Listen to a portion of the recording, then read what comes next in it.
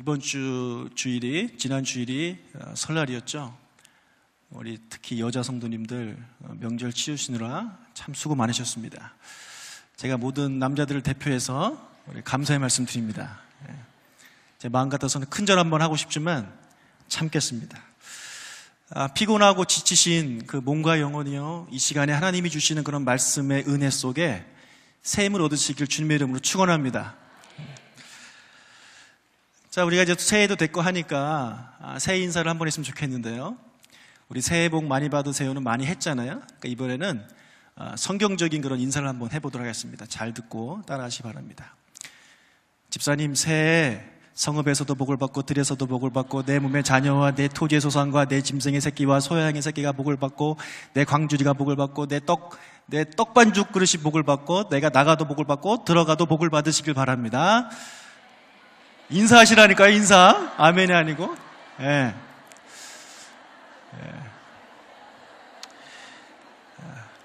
이 신명기 28장 구절은 다 외우시는 거죠? 그죠? 예, 다 외우시는 줄 좀 믿습니다.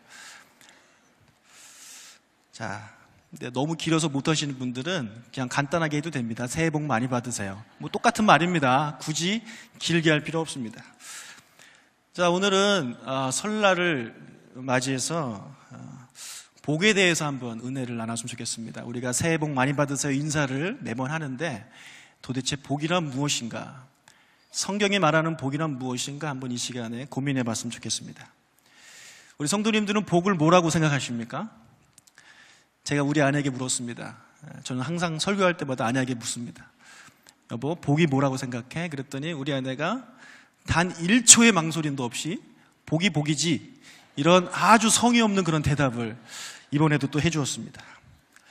자, 우리 성도님들, 복이 도대체 뭐라고 생각하십니까? 동서고금을 막론하고 사람들은요, 복을 받기를 좋아합니다. 여기 계신 모든 분들도 복 받기를 참 좋아하실 거라고 저도 믿습니다. 저도 좋아하고요. 그래서 사람들은 복을 받기 위해서 여기저기에 매달립니다. 뭐 미신한테 절하기도 하고, 뭐 때로는 부적을 사서 몸에 집에 붙이기도 하고, 그런 행동을 많이 하는 거죠. 사람들이 왜 이렇게 복을 사모할까요?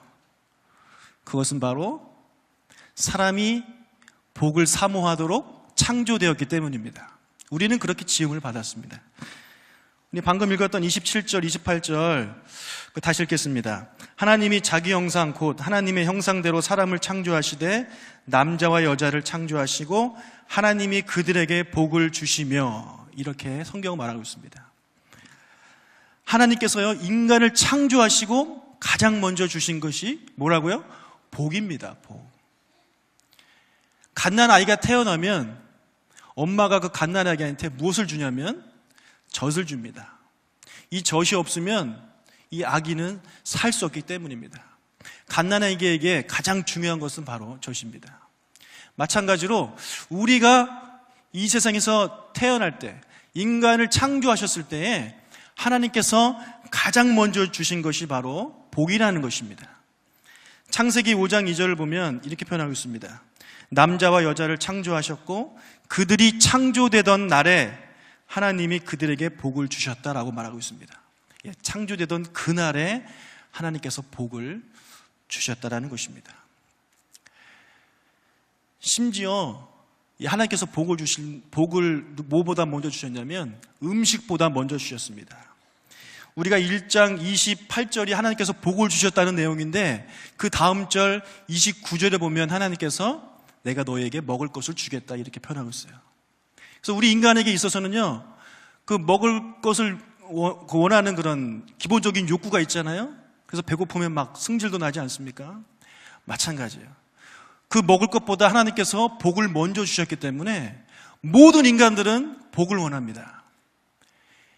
여러분과 저 모두가 다 복을 원합니다. 기독교를 믿던 하나님을 믿던 그렇지 않던 간에 모든 인간은 다 복을 원하는 그런 기본적인 욕구가 있다는 것입니다. 심지어 예수님께서 이 땅에 태어나실 때 하나님께서요, 그 예수님에게도 하나님께서 복을 주셨습니다. 예수님께서 잉태되었을 때에 엘리사벳을 이제 마리아가 찾아가잖아요.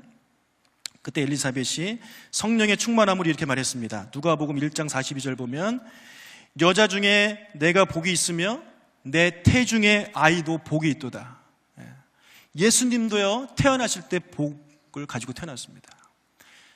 예수님도 복이 필요했는데 하물며 우리가 복이 필요 없겠습니까? 모든 사람들은 다 복이 필요합니다. 그리고 복이 필요할 뿐만 아니라 우리가 이 세상에 태어날 때에, 그리고 하나님의 자녀로 거듭날 때에 우리 하나님 아버지께서 우리에게, 저와 여러분에게 복을 주셨다는 사실을 믿으시기 바랍니다. 그러니까 여러분은요, 복 많이 받으세요 할 필요 없어요. 왜요? 이미 우리는 복을 갖고 살고 있는 그런 사람들이기 때문입니다. 자, 그런데 사탄은 끊임없이 우리에게 이렇게 이야기합니다. 너가 복을 받았다고? 말도 안 돼. 너가 복을 받았다면 왜 너희 집은 가난해? 너가 복을 받았다면 왜 내 남편이 속을 썩여? 너가 복을 받았다면 왜 너의 가족 중에 아픈 사람이 그렇게 많아? 왜 너의 가정에 어려운 일이 끊이지가 않아? 너는 복 받은 게 아니야. 하나님은 너를 사랑하지 않아 라고 사단은 우리에게 끊임없이 이야기합니다. 우리가 언뜻 들어보면 그 말이 맞는 것 같아요. 그래, 내가 복을 받았다면 왜 그런 일이 나에게 일어나는 것일까 하는 그런 생각이 들게 됩니다. 자, 그러나요? 그렇지 않습니다. 그 생각은요, 하나님이 주시는 생각이 아니라 사탄이 주는 그런 생각입니다. 다시 한번 말씀드리지만 모든 성도님들은요, 하나님께서 주신 복을 받고 태어난 분들입니다. 자, 우리가 복을 생각할 때 복이 장수하는 것, 그리고 부자가 되는 것, 그리고 만사 형통하는 것, 자녀가 잘 되는 것, 이런 것들 우리가 복이라고 생각하기 쉽습니다. 그런데 성경을 묵상하면 묵상할수록, 말씀을 연구하면 연구할수록 하나님께서 그런 것들이 복이다라고 우리에게 말씀하는 것 같지 않습니다. 물론 그런 것이 뭐 장수의 복 이런 게 나오긴 나옵니다. 뭐 재물이 많아지는 복. 하지만 그것은 복의 근원이 아니고요, 그것은 복받은 사람에게 나타나는, 복받은 사람에게 주어지는 결과라는 것입니다. 그래서 내가 부자기 때문에 난 복받았다, 그건 아니라는 거예요. 그렇다면 과연 복은 무엇입니까? 여러분, 다윗을 제가 소개했는데요, 다윗은 참 많은 것들을 가진 그런 사람이었습니다. 사무엘상 16장 18절에 보면 한 사람이 다윗을 이렇게 소개합니다. 내가 베들레헴 사람 이새의 아들을 본즉 수금을 탈 줄 알고 용기와 무용과 구변이 있는 준수한 자라. 하나님께서 그와 함께 하시더이다. 이 사람이 다윗에 대해서 6가지를 칭찬합니다. 첫 번째 뭐라고요? 그 수금을 탈 줄 알아요. 보통 실력이 아닙니다. 우리 여기서 기타 치시는 분들, 이 정도 실력이 아니라요, 다윗은 대단한 실력으로 수금을 켤 줄 아는 그 연주가였고, 또한 작곡가였고 작사하는 분이었습니다.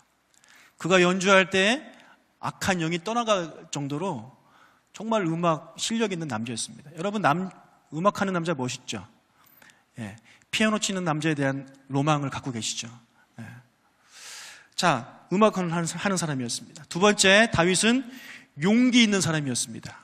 음악 좋아한다고 해가지고 뭐 샌님처럼 그런 사람이 아니라 용기가 있는 사람이었습니다. 자, 세 번째로 무용이 있었습니다. 자, 무용. 이 무용이 이런 무용이 아니고요, 이 무용은 용사라는 뜻입니다. 그러니까 뭐예요? 용기만 있는 것이 아니라 실제로 싸움도 잘했다라는 것입니다. 자, 그리고 구변이 있는 사람입니다. 구변. 이 구변은 뭐냐면 말을 잘하는 사람이었습니다. 요즘 인기 있는 남자, 말 잘하는 남자입니다. 그렇죠? 유머 감각이 있는 남자. 그러니까 다윗은요, 하나도 흠잡을 데가 하나도 없어요. 그리고 또 준수했대요. 이 준수했다는 말은 영어 성경 보니까 핸섬이란, 아주 잘생겼습니다. 자, 그뿐만 아니라 또 하나님께서 함께 하셨다라고 성경 기록합니다. 이건 뭐예요? 신앙까지 좋은 남자예요. 여러분, 이런 남자를 사위로 맞으시기 바랍니다. 이미 이런 남자 신랑으로 얻긴 글렀으니까 이미 지나갔잖아요. 사위라도 얻어야죠. 완벽합니다. 남자인 제가 봐도 참 완벽합니다. 그런데요, 여기서 끝나는 게 아니에요. 나중에 이제 나오죠. 지금 이 얘기는 사울에게 이제 처음 소개될 때 그를 소개하는 사람이 한 말이고요, 나중에 어떻게 됩니까? 다윗이 왕이 돼요. 야, 그 다음에 또 부자가 돼요. 그리고 성격도 얼마나 좋습니까? 얼마나 겸손해요. 그리고 리더십도 있습니다. 하나부터 열까지 너무너무나도 완벽한 그런 남자입니다. 자, 그런데요, 이렇게 많은 것들을 간직하고 살았던, 우리가 보기에 많은 복들을 받았다라고 생각되어지는 이 다윗이 시편에서 이런 고백을 했습니다. 시편 16편 2절에 보면, 내가 여호와께 아뢰되 주는 나의 주님이시오니 주밖에는 나의 복이 없나이다. 할렐루야. 주밖에는 나의 복이 없나이다. 사랑하는 여러분, 그렇습니다. 오직 우리 하나님만이 우리의 복입니다.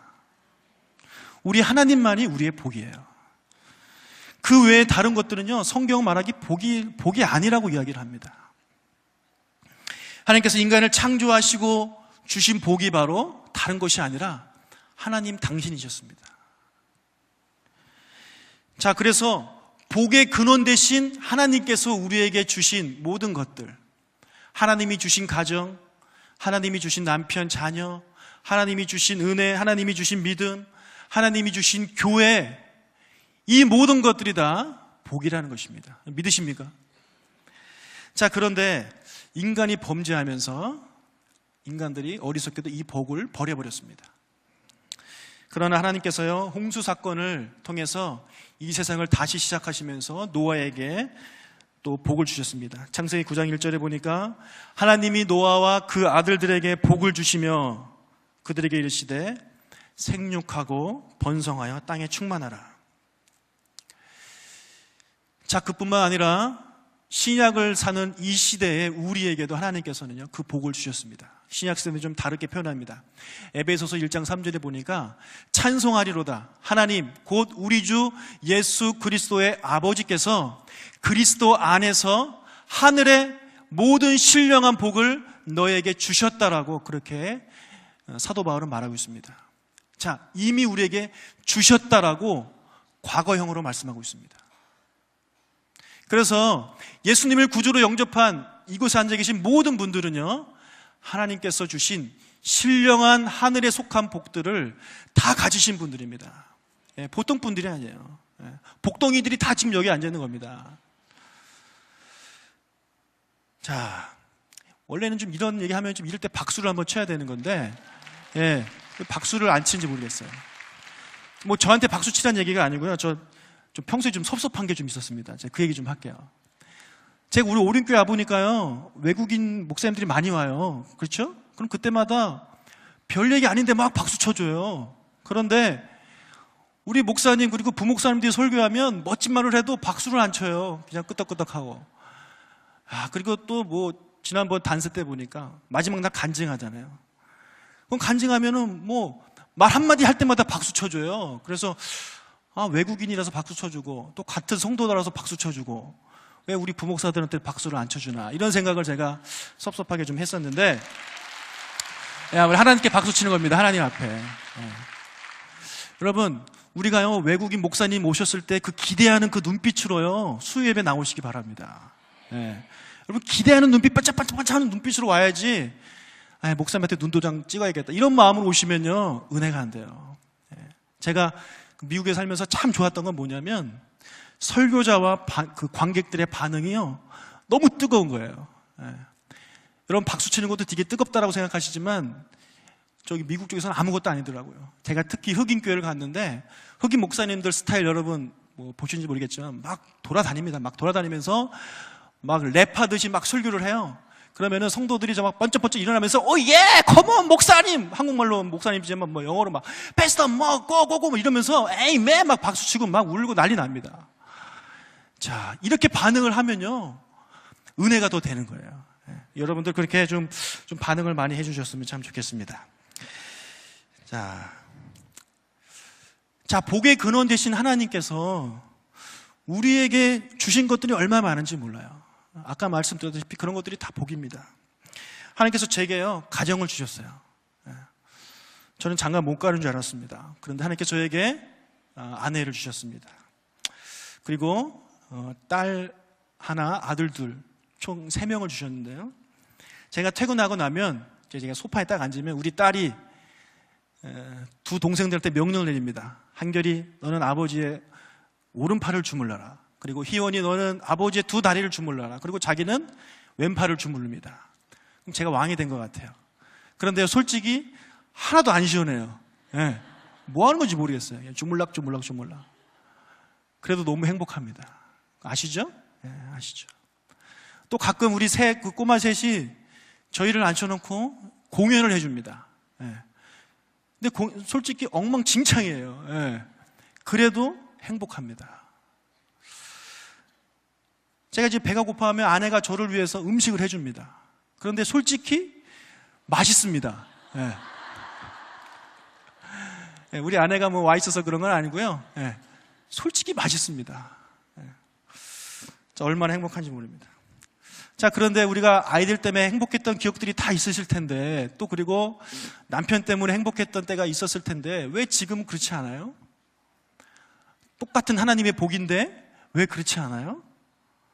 우리가 그것들을 하나님의 복이라고 생각하지 않고 이제는 짐이라고 생각하기 때문입니다. 하나님께서 주신 자녀, 하나님께서 주신 남편에 대해서 만족하지 못하기 때문에, 그리고 욕심을 부리기 때문에 더 이상 복이 되지 않는 거예요. 그래서 다른 주위의 사람들은 내 남편 보고 아유 부럽다, 아이고 장로님 얼마나 좋아요, 저런 남편하고 살고 싶어, 이런 얘기 해도 속으로 그러죠. 살아봐, 뭐 이런 얘기 하잖아요. 복을 복인 줄 모르고 사는 게 우리의 모습입니다. 제가 오륜교회 온 거 정말 하나님의 큰 복입니다. 저 얘기 몇 번이나 하는데요. 저 재수에서 온 거 아시죠? 저는 재수생입니다. 다른 분들은 한 번에 탁탁탁 오지만 저는 한 번 떨어지고 다시 한 번 굴욕의 이력서를 써서 다시 온 사람입니다. 근데 와보니까 정말 좋아요. 저는 오늘 이렇게 예배 드리는데 너무 행복했습니다. 저는 정말 청년 때부터 이런 예배를 꿈꿨어요.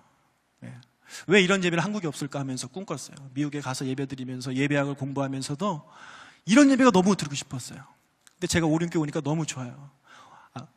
특히 이 수요 예배가 좋습니다. 왜냐하면 수요 예배는요, 이 부목사들이 공식적으로 맨 앞에서 앉아서 예배 드릴 수 있고, 또 처음부터 끝까지 찬양부터 시작해서 마무리까지 온전하게 예배 드릴 수 있는 그런 유일한 예배입니다.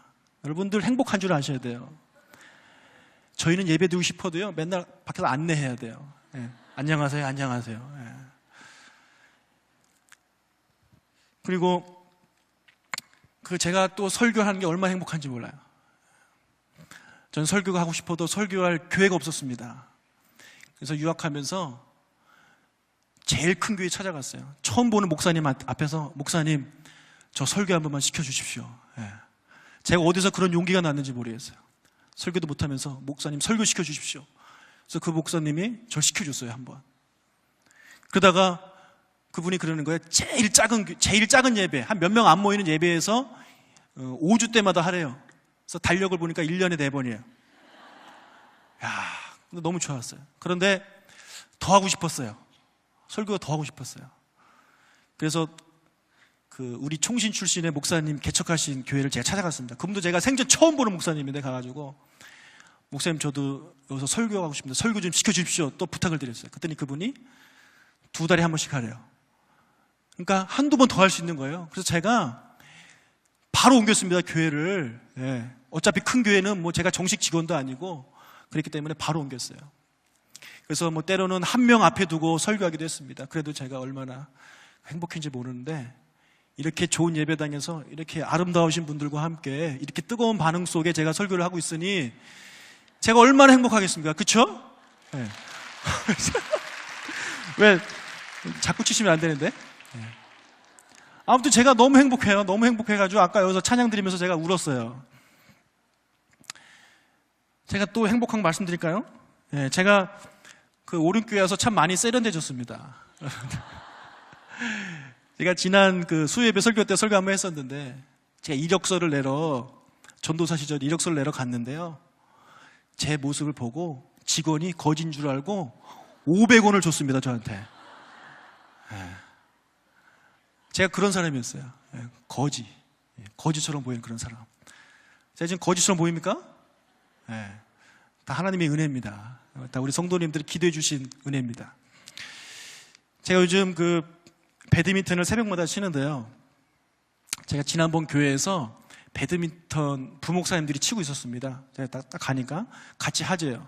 근데 저는 해본 적이 없어요. 그냥 동네 배드민턴만 해봤지. 근데 그 교회는 그냥 주차장에서요, 그냥 선을 그려놓고 구격도 뭐 맞지도 않아요. 그런 거 해놓고 야외에서 쳤습니다. 근데 여러분 아시잖아요? 무슨 야외에서 배드민턴을 칩니까? 바람 불면 다 이렇게 날아가는 거. 근데도 재밌었습니다.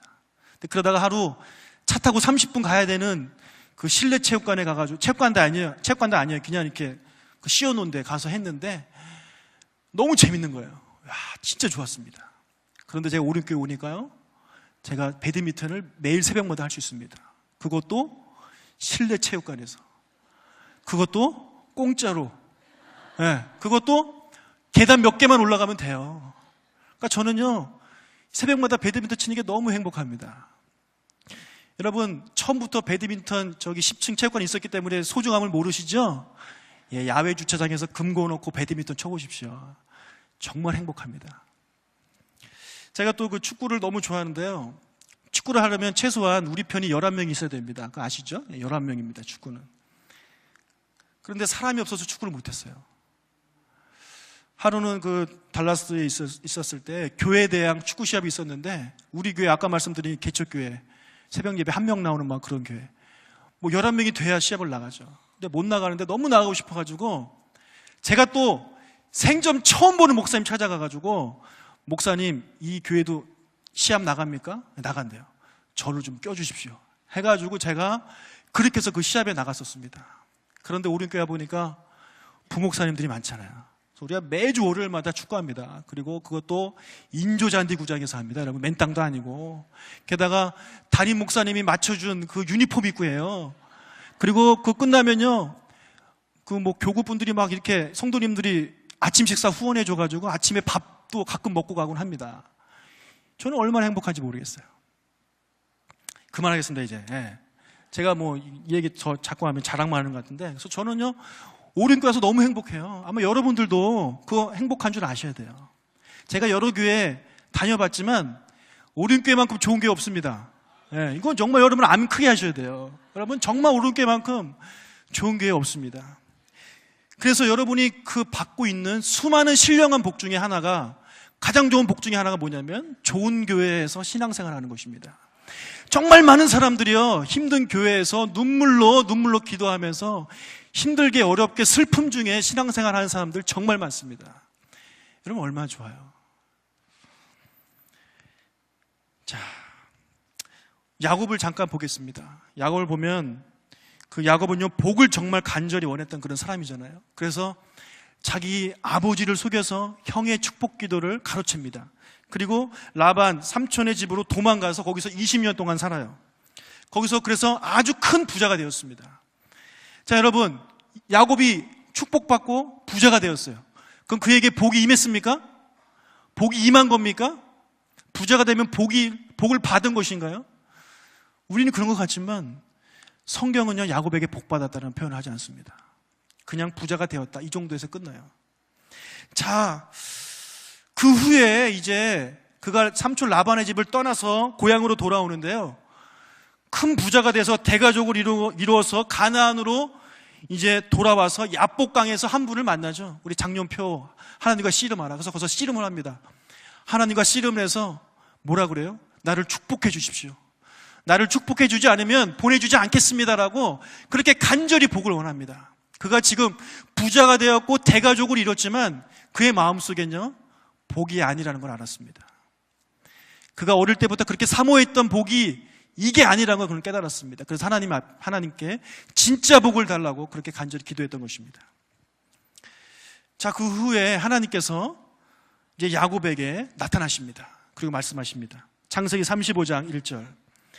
하나님이 야곱에게 이르시되 일어나 베델로 올라가서 거기 거주하며 내가 내 형 에서의 낯을 피하여 도망하던 때에 내게 나타났던 하나님께 거기서 제단을 쌓으라 하신지라. 하나님께서 말씀하셨어요. 나에게 예배를 드려라. 그래서요, 야곱은 우상들을 땅에 묻어버리고 그리고 베델로 올라가서 하나님께 예배를 드렸습니다. 그리고 예배를 드리고 돌아오자 하나님께서 다시 야곱에게 나타나셔서 이렇게 말씀하십니다. 창세기 35장 9절입니다. 하나님이 다시 야곱에게 나타나사 그에게 복을 주시고, 드디어 하나님께서 야곱에게 복을 주셨습니다. 그 전까지는요, 복 줬다는 표현이 없습니다. 이제 진짜 복을 야곱이 받은 거예요. 평생토록 원했던 복을 드디어 받은 겁니다.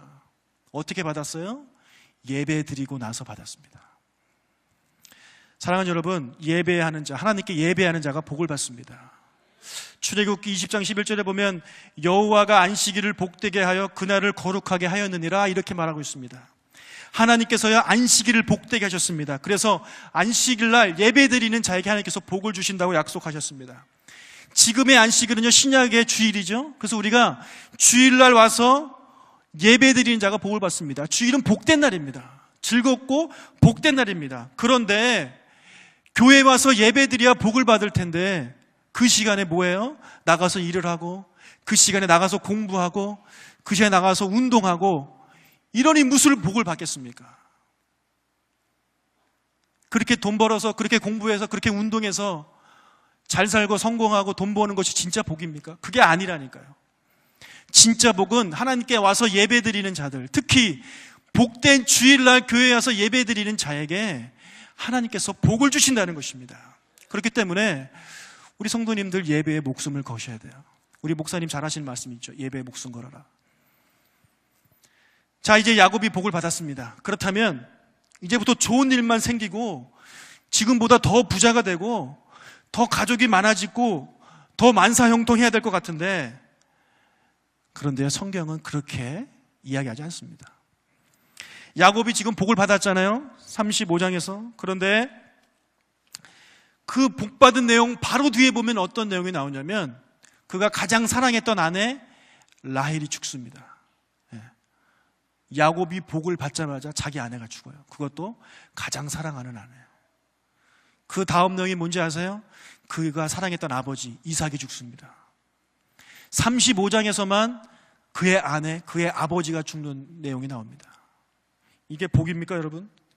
어떻게 복을 받았는데 이런 일이 일어날 수 있습니까?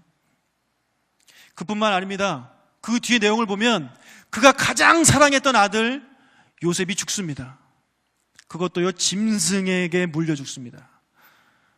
여러분은 팔려간 걸 다 아시지만 당시에 야곱은 몰랐어요. 그렇죠? 자기 아들이 죽었다라고 믿었습니다.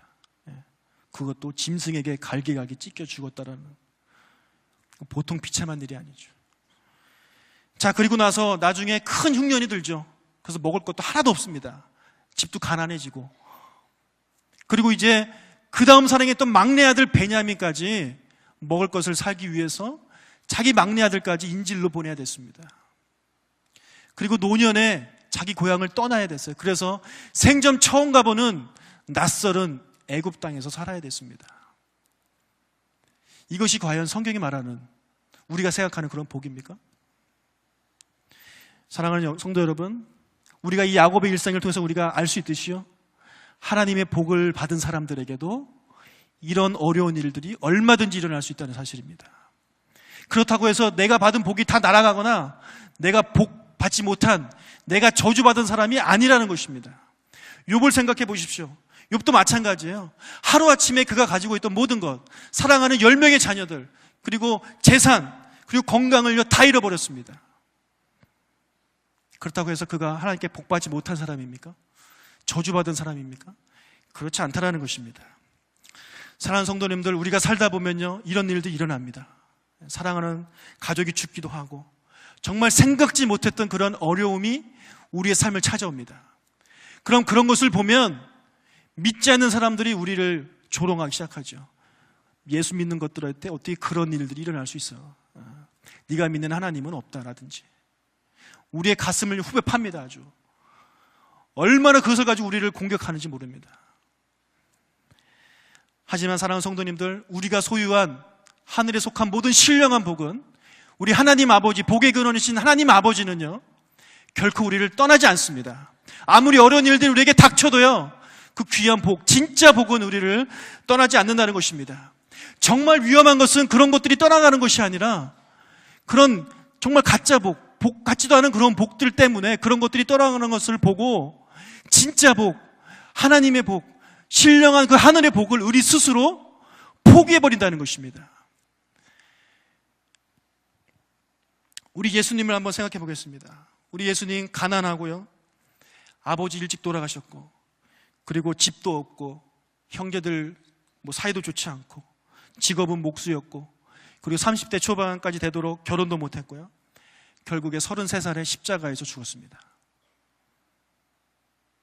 이사야는 말합니다. 그에게 흠모할 만한 것이 하나도 없도다. 자, 그런데 십자가에서 죽는 그 순간까지도 사람들은 예수님을 조롱했습니다. 내가 하나님의 아들이라면서 이렇게 조롱했습니다. 예수님에게 있어서요, 이것보다 큰 조롱은 없습니다. 예수님께서 가장 이 세상에 사시면서 견디기 힘들었던 그 한마디, 네가 하나님의 아들이라면서. 하지만 예수님께서는요, 끝까지 참으셨고 참된 복이신 하나님만 붙잡고 승리하셨습니다. 우리가 예수님처럼 돼야 되지 않겠습니까? 우리도요, 그런 조롱들이 올 때요, 흔들리지 마십시오. 예수님처럼 하나님만 바라보고 그 모든 조롱들을 이겨내는 여러분들이 되길 바랍니다. 자, 오늘 본문 28절에 보면 하나님께서요, 복을 주시면서 명령을 하셨습니다. 그것이 뭐냐면 하나님이 그들에게 이르시되 생육하고 번성하여 땅에 충만하라, 땅을 정복하라, 그리고 모든 생물을 다스리라, 이렇게 말씀하고 있습니다. 이 명령은요, 동일하게 야곱에게도 하셨습니다. 창세기 35장 9절 11절 보면 하나님이 다시 야곱에게 나타나사 그에게 복을 주시고 하나님이 그에게 이르시되 나는 전능한 하나님이라 생육하고 번성하라. 창세기를 읽어보면 복을 주시면서 항상 하신 말씀이 있습니다. 생육하고 번성하랍니다. 우리가 복을 받은 이유, 하나님께서 우리에게 복을 주신 이유는요, 그냥 우리만 잘 먹고 잘 살라는 것이 아니라 생육하고 번성하라는 그런 임무를 우리가 감당할 수 있도록 우리에게 복을 주셨다는 것입니다. 자, 그렇다면 생육하고 번성하는 것이 도대체 무엇입니까? 일단은 첫 번째, 문자 그대로 자녀를 많이 낳는 것입니다. 여러분, 자녀를 많이 낳아야 돼요. 저는 3명을 낳았으니까 어느 정도 이 명령 이제 순종했다고 볼 수 있습니다. 여러분, 자녀를 많이 낳아야 되는데 여러분의 자녀가 많이 낳았으면 참 좋겠습니다. 자, 그리고 두 번째로 영적으로 우리가 생육하고 번성해야 됩니다. 그것이 뭐냐면 하나님의 이름으로 남을 축복하는 것입니다. 그것이 생육하고 번성하는 길입니다. 자, 축복한다는 말이 뭡니까? 내가 어떤 사람을 축복한다는 얘기는 그 사람에게 하나님께서 복 주시기를 원한다는 그런 말이죠. 그 복이 뭐라고요? 하나님 당신입니다. 그렇기 때문에 그 사람이 하나님을 믿기를, 하나님을 영접하기를 바라는 것이 바로 축복하는 것입니다. 다시 말해 이 축복의 사역이요, 곧 선교고 곧 전도입니다. 자, 먼저 여러분 가족을 축복하십시오. 이 야곱이요, 자기의 아들들이 자기가 죽기 전에 창세기 49장 28절에 보면 그의 12아들을 축복하였고 각 그들의 분량대로 그들을 축복했다라고 그렇게 이야기하고 있습니다. 여러분들도요, 자녀들을 축복하는 그런 삶을 사시기 바랍니다. 여러분, 남편을 축복하십시오. 그리고 여러분의 그 부모님들을 축복하시기 바랍니다. 가장 먼저 우리 가족이 구원받아야 되지 않겠습니까? 가족을 많이 축복하시기 바랍니다. 제가 신방 가서 들은 얘기인데 우리 교구의 한 집사님이 그 남편과 아내가 서로 축복하는 그런 분이 계셨습니다. 그래서 제가 그분한테 어떻게 축복하냐고 물어봤더니 서로 머리를 붙잡고 이렇게 축복한다 하더라고요. 사진 준비됐습니까? 예. 저렇게 축복을 하는 겁니다. 저걸 이렇게 다시 재현한 겁니다. 예, 우리 간사님하고 그분이에요. 자, 아침에 출근하면서 서로 머리 붙잡고 축복을 해줬대요. 여러분, 남편을 축복해 주십시오. 자녀를 축복해 주십시오. 돈도 안 들지 않습니까? 하지만 이것이 곧 생육하고 번성하는 그런 사역이라는 것입니다. 자, 두 번째로 바로를 축복해 주시기 바랍니다. 자, 야곱이요, 이제 요셉을 만나기 위해 애굽으로 이민을 갔을 때 애굽왕 바로를 이제 대면하게 되었습니다. 그때 야곱은 바로를 2번이나 축복을 해줍니다. 창세기 47장 7절입니다. 요셉이 자기 아버지 야곱을 인도하여 바로 앞에 서게 하니 야곱이 바로에게 축복하매, 그리고 10절 보니까 야곱이 바로에게 축복하고 그 앞에서 나오니라. 여러분, 이 장면을 잘 생각해 보십시오. 이게 쉬운 일입니까? 어려운 일입니다. 지금 뭐 그 애굽은요, 애굽의 왕 바로는요, 지금의 뭐 미국 대통령 같은 그런 존재 아닙니까? 그런데 이 야곱은요, 외국에서 이민 온 가난하고 그리고 노인이고 힘없고 병든 그런 사람입니다. 그렇다면 오히려 이 바로가 야곱을 축복해 주는 것이 마땅해 보이는데 그렇지 않다는 거예요. 야곱이 바로를 축복했습니다. 왜 이것이 가능해요? 비록 야곱에게는 그런 것들, 뭐 돈이나 이런 것들은 없었지만 진짜 복, 하늘의 신령한 복을 그가 갖고 있었기 때문에, 그리고 그것을 바로는 갖고 있지 않았기 때문에 그가 그에게 축복했다는 것입니다. 자, 여러분 주위에도요, 이런 바로와 같은 분들이 있습니다. 누가 바로입니까? 많은 것들을 갖고 있지만, 힘이 있지만, 파워가 있지만 하나님을 소유하지 않은 사람들이 바로 바로와 같은 사람들입니다. 예, 그분들에게 가서 당당하게 야곱처럼 그들을 축복하시기 바랍니다. 예, 물론 이거 어려운 일입니다. 어려운 일이지만 우리가 해야 됩니다. 예, 정 어려우면 그냥 축복합니다. 이 말만 가서 하십시오. 하나님께서 당신에게 복 주시길 원합니다. 이 말씀만 하십시오. 이것만 해도 여러분은 생육하고 번성하는 그런 놀라운 사역들을 감당하게 된다는 것입니다. 믿지 않는 시부모님들 어렵죠? 하지만 그분들 앞에 가서 축복하시기 바랍니다. 한 성도님이 이제 믿지 않는 가정에서 이제 시집을 오셨습니다. 그래서 복음을 받아들여 저희 교회에 등록하게 되었고, 이제 그분이 하늘의 신령한 복을 받게 되었습니다. 다시 거듭나게 된 것입니다. 그러다가 몇 달 전에 순 식구들의 그런 간절한 기도를 통해서 그녀의 남편이 저희 교회에 등록하고 나오기 시작했습니다. 근데 여러분 표정 보면 알죠? 남편들 어떤 표정으로 나오는지. 그런 표정이었습니다. 자, 그러다가 몇 달 전에 그 시아버지 되시는 분이 폐렴에 걸려서 이제 병원에 입원하게 되었습니다. 믿지 않는 가정에서 이런 일이 생기면요, 어떤 말을 듣냐면, 전에 그 섬기는 신을 바꾸어서 전에 섬기던 신이 복을 뺏어간다, 이런 말 합니다. 그리고 핍박을 하죠. 그리고 또는 교회 다니는 며느리가 시아버지 잡아간다, 이런 말로 조롱합니다. 핍박합니다. 자, 그분도요, 야곱처럼 복을 받은 이후에 가족이 병드는 그런 일을 당하게 되었습니다. 하지만 그 성도님은 오히려 그 시간을요, 하나님께서 주시는 축복의 시간으로 삼았다는 것입니다. 그래서 저를 초대했습니다. 목사님, 우리 아버님 찾아오셔서 좀 기도해 주시고 복음을 전해 주십시오. 그래서 제가 찾아갔습니다. 만약에 그분이 편찮지 않으셨다면 제가 못 찾아가요. 그렇게 아주 강한 분이었습니다. 그런데 어쩔 수 없이 중환자실에 계셨기 때문에 제 말씀을 들을 수밖에 없습니다. 그래서 제가 복음을 전했습니다. 그리고 그분이 예수님을 영접하고, 그리고 제가 세례를 베풀었습니다. 이제 그 시아버지도요, 그 며느리 때문에 하늘의 신령한 복을 받게 된 것입니다. 자, 그런데 결국 2주 전에 그분께서 돌아가셨습니다. 그 전날 저를 초대해서 이제 임종 예배를 드리게 됐습니다.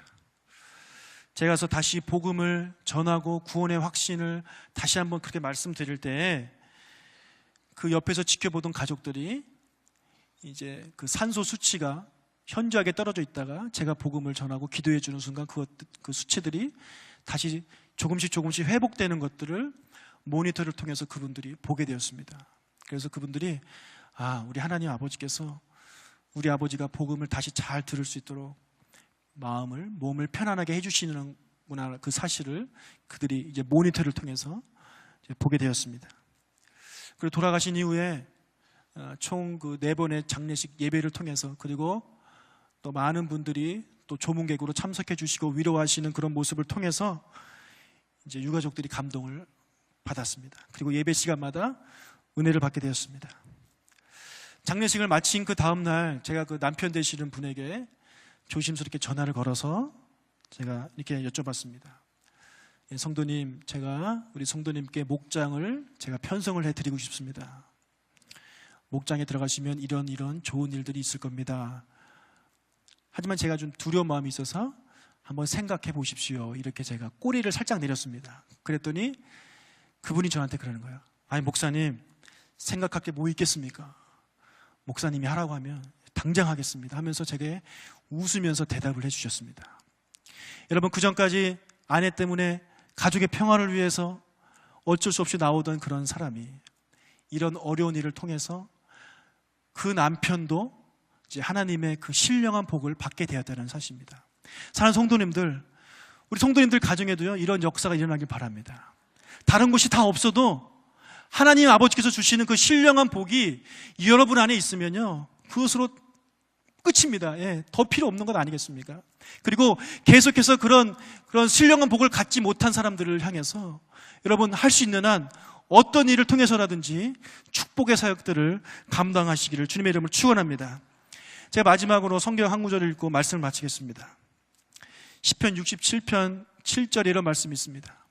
하나님, 우리 다 같이 읽을까요? 시작. 하나님이 우리에게 복을 주시리니 땅의 모든 끝이 하나님을 경외하리로다. 아멘. 하나님께서 우리에게 복을 주셨는데, 그래서 뭐 어쩌라고요? 세상의 모든 끝이 하나님을 경외하리로다. 하나님께서 우리에게 복을 주신 이유는 우리로 하여금 생육하고 번성하는 것입니다. 다시 말해 주님의 복음이 저 세상 끝까지 펼쳐지는 것이 바로 하나님께서 우리에게 복을 주신 그 이유라는 사실입니다. 단순히 우리 가정만, 내 자녀 좋은 데 가게 해주십시오, 내 남편 성공하게 해주십시오, 이게 아니라 그 복을 받아서 하나님, 저도 전도하고 선교하고 축복하는 삶을 살아서 하나님 아버지의 이 복이 저희 가족뿐만 아니라 모든 믿는, 모든 안 믿는 저 세상 끝에 사는 모든 민족들에게 이 복이 전해지게 해주십시오. 이런 마음을 가지고 그런 축복의 사역을 감당하시는 우리 모든 성도님들이 되시기를 주님의 이름으로 축원합니다.